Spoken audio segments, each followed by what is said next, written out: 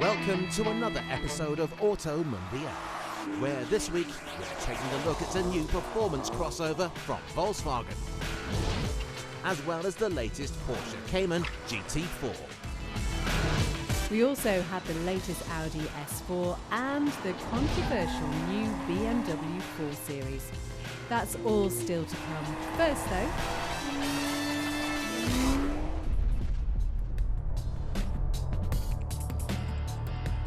as the UK lockdown begins to ease, Nissan's Sunderland plant has reopened its doors after almost 3 months, with 95% of the manufacturer's dealership network now back in action worldwide. Through rigorous risk assessment across every operation within the factory, hours of preparation has been carried out to ensure the safe return of their 7,000 employees. However, the news comes as Nissan faces some financial uncertainty, with bosses expressing concern over post-Brexit trade tariffs. In the 2019 financial year, Nissan recorded a net loss of over £5 billion, putting the future of the Sunderland plant at risk. Nissan has already taken the decision to shut down plants in Spain and Indonesia, but with a new Z model on the way and a host of new EVs, the Japanese brand hopes to sell over 1 million electrified cars by 2023.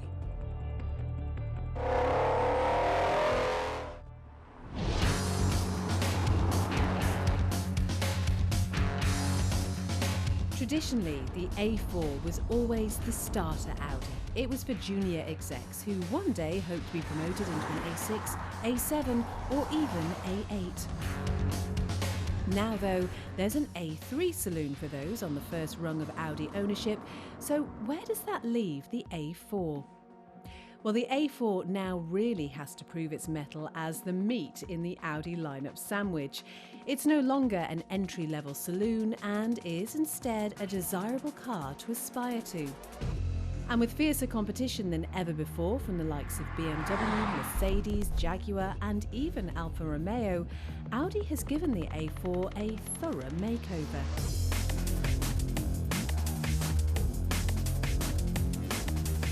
It's a properly major facelift, with only the bonnet, roof and boot lid remaining unchanged from the previous car. It has a sharp new set of headlights, a new range of alloy wheel options and a much more aggressive front bumper, perfect for intimidating slow movers on the autobahn. There are some new creases in the body too, which seem to mimic the old boxed arches of the 80s Quattro Group B rally cars. It's certainly the most radical looking A4 we've had, and we have to say we rather like it. So, what about the cabin? Well, the changes in here are less dramatic, with the main difference being the elimination of the wonderful MMI click wheel. In its place sits a cubbyhole big enough to put your keys in. We're sad to see the beautifully engineered rotary control go, but the enormous 10-inch infotainment screen is now touch sensitive. It may not sound like much of a problem or even a problem at all, but the updated system is trickier to use.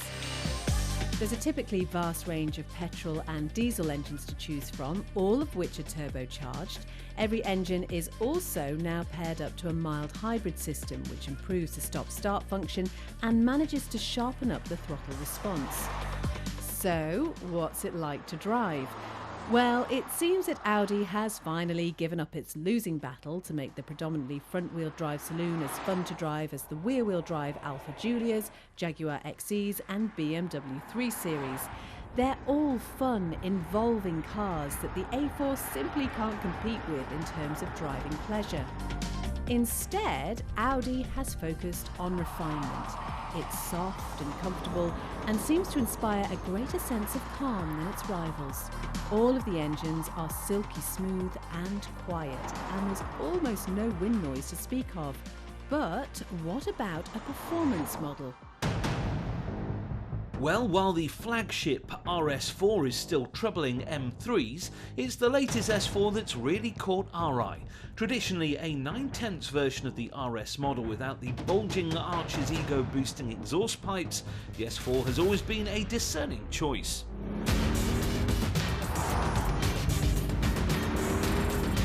This latest one though is a little bit different.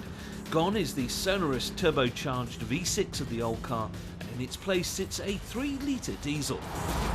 Yep, you heard that correctly, the new Audi S4 is a diesel. Audi clearly didn't get the memo that diesel sales have all but collapsed, but can it really provide the thrills of the old petrol car? Well, it is certainly quick, with 342 brake horsepower powering the car to 62 miles per hour in 4.8 seconds of torquey diesel show. Top speed remains limited to 155, but average fuel consumption is now way up at 37 miles per gallon. The noise is disappointing compared with the old car, of course, but it still feels planted on the road thanks to the Quattro all-wheel drive system. The optional sport differential allows for some rear-end slides too, although the steering still lacks the feel of a true driver's car.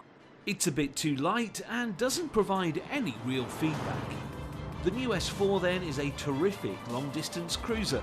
We'd still recommend a 3 Series or Giulia for those after a giggle, but the entire A4 range remains hugely comfortable, well-made and luxurious.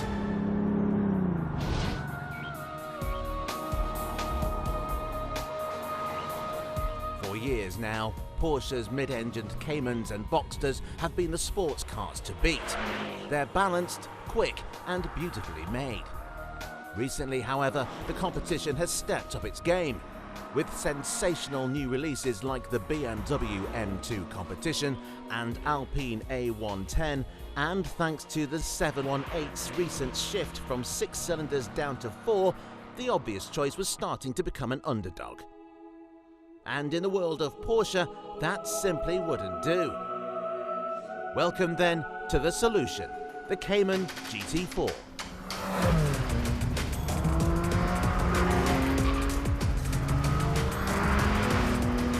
Like the previous GT4, this new model is a lighter, track-focused variant of the regular 718 Cayman, and according to Porsche, is a brutal driving machine that's perfectly irrational. Sounds like our kind of car. Only available with a manual gearbox for now, the GT4 produces 414 brake horsepower and gets from 0 to 62 in 4.4 seconds on its way up to a top speed of 188 miles per hour. But this car is about so much more than just straight line speed. Gone is the standard car's much maligned turbocharged 4-cylinder, and in its place sits a proper naturally aspirated 4-litre flat 6, just like a Porsche of old. It's a bored out and heavily modified version of the turbocharged engine you'd find in a 911, and it revs out to an ear-splitting 8,000 RPM. The car is a product of Porsche's GT department, so it comes as no surprise that it's pretty handy around a track. It gets some GT3-inspired chassis upgrades and a set of super sticky Michelin Pilot Sport Cup 2s. As a result, the Cayman set an astonishing Nürburgring lap time of just 7 minutes and 28 seconds. 10 years ago, that was full-on supercar territory. Climb inside the Alcantara-clad cabin, and it feels every bit as special as you'd imagine.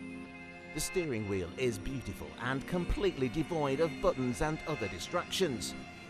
The body-hugging sports seats are wonderfully supportive, while an optional roll cage and fire extinguisher add to the motorsport flavour.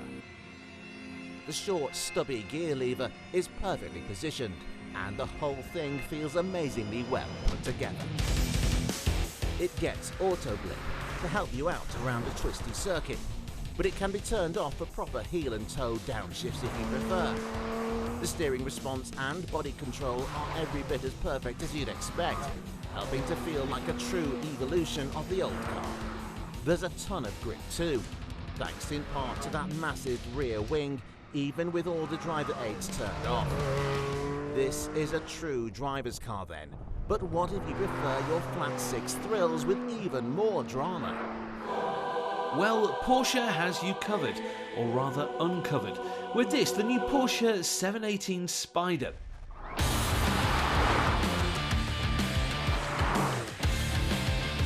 A Essentially a convertible version of the Cayman GT4, the SPYDER takes everything from its hardtop sibling and adds an extra slice of involvement.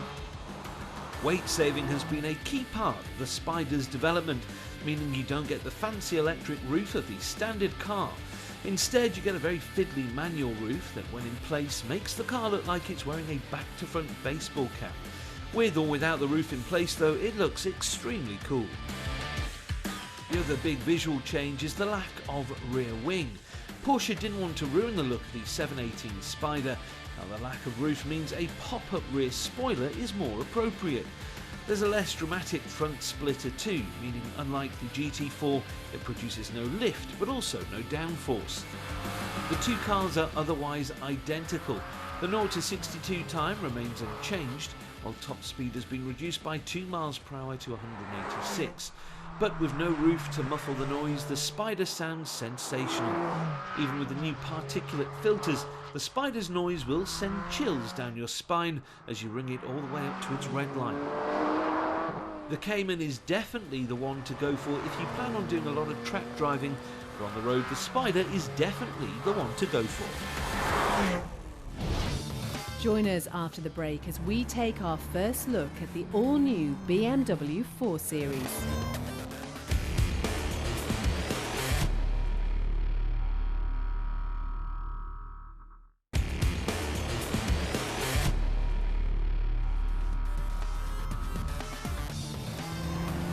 Coming up, the divisive new 4 Series.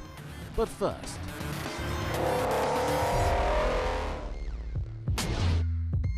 Nissan loves a small SUV, and with Dukes, Muranos and Qashqais flying out of showrooms all over the world, it comes as no surprise that the Japanese brand is keen to add an electric model to its stable. This is the new Ariya.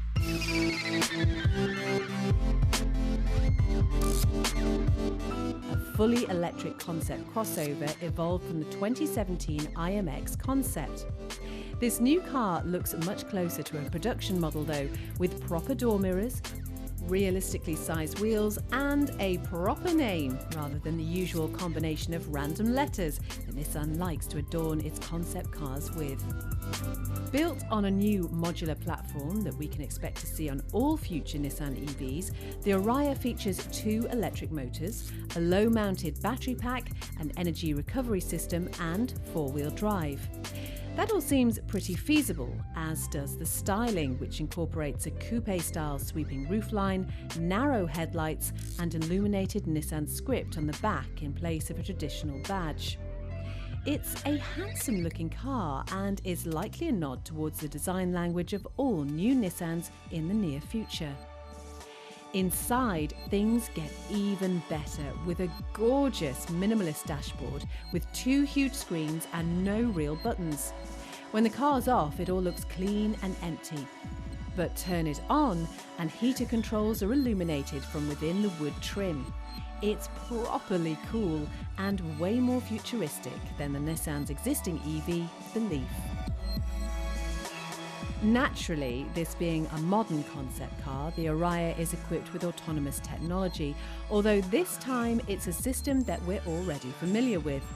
The ProPilot 2 semi-autonomous driver assistance system offers hands-free single-lane driving, which can automatically navigate around diversions and traffic jams, as well as assisting with overtakes.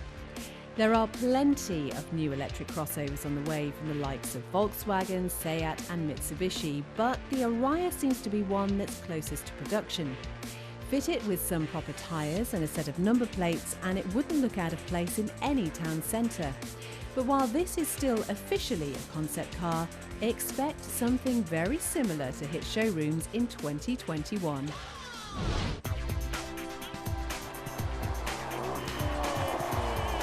This is the new Volkswagen TRoc R, a performance version of the stylish little crossover that until now never really lived up to its potential. And on the face of it, it seems strange it's taken VW so long to release it. After all, the VW Group has a track record for successful fast crossovers, including the Cupra Ateca and Audi SQ2. It even uses the same engine, gearbox and all-wheel drive system as the Golf R. Still better late than never, but can this hatchback on stilts really live up to the R-Range's reputation? Or is this just yet another niche that VW needs to fill? Well, it certainly looks the part. The T-RoC has always been an attractive car, but the R looks even better thanks to its redesigned bumpers, rear diffuser and new LED daytime running lights. It sits 20mm lower than the standard car and comes with some fabulous 19-inch alloys. It does a good job of looking low and sporty, but still noticeably chunkier than any Golf or Polo. Inside there are fewer changes, however, with the standard T-RoC's disappointing interior remaining largely unchanged. There are a few R badges dotted around and some nice sporty seats, but the cheap feeling scratchy plastics remain. It gets a great infotainment system though, an 8-inch touchscreen with Apple CarPlay and Android Auto built in as standard, as is the gorgeous digital cockpit behind the leather steering wheel. But what's it like on the road? Well, it's here where you start to realise why it took Volkswagen so long to release the T-RoC R. It would have been easy to just take the bit straight from the Golf R, but it's clear that VW really has spent a lot of time configuring them all perfectly for the T-RoC. Launch control comes as standard, meaning the 2-litre 296 brake horsepower 4-pot fires the R from 0 to 62 mph in just under 5 seconds, onto a top speed of 155.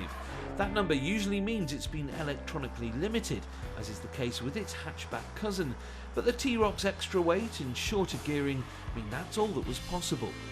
It is genuinely fast then, and thankfully it has a chassis to match.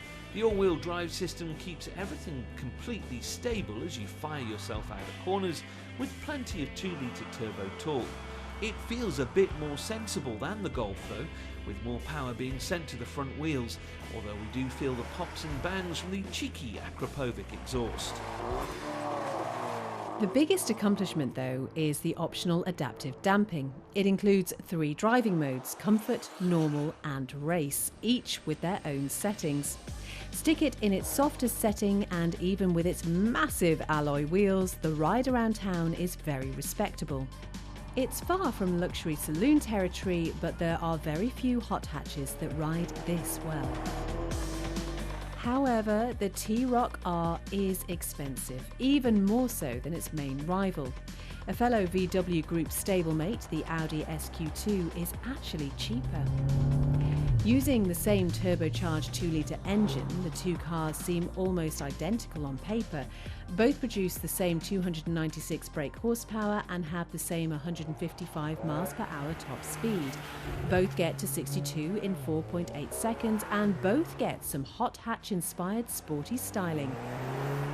However, the SQ2's chassis isn't as well tuned as the VW's. It rolls more and gets easily upset by bumps and uneven surfaces. And while the base price is lower, add in a few options and it'll easily surpass the Volkswagen. We'd still take a hot hatch, but for those who want a small, fast SUV, look no further than the T-RoC R. BMW's styling of late has left us a little confused. With each new model that's released, the distinctive kidney grills seem to get bigger and bigger. We've already featured the new X7 and the 7 Series, both of which possess almighty pairs of nostrils. And while they certainly aren't to everybody's taste, they're big cars with imposing presence. Now though, BMW might finally have gone too far with this, the all-new 4 Series.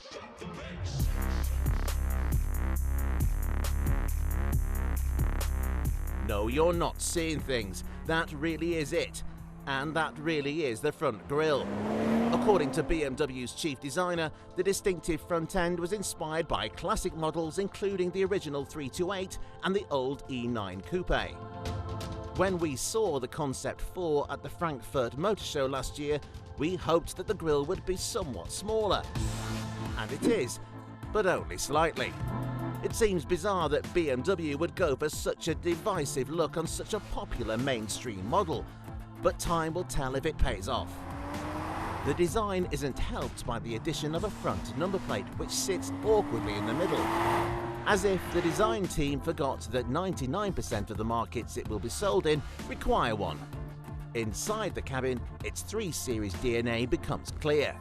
It shares the same elegant dashboard and features all the tech available in the 4-door car. The 2 screens, one on the dash and one in front of the driver, are bright and crisp, while the chunky 3-spoke steering wheel is classic BMW. Unlike the 3 Series, the 4 is a strict 4-seater, with 2 body-hugging seats in the rear bench. But this isn't a car bought for its practicality, which brings us back onto the styling. More often than not, a coupe is bought because of the way it looks, and it's going to take a while to get used to that front end. The usual array of 3 Series engines will be on offer though, with a new 48-volt hybrid setup on diesels and the range-topping M440i X-Drive models. Prices will start at just under 40 grand for the entry-level cars, with a performance-focused M4 expected this year.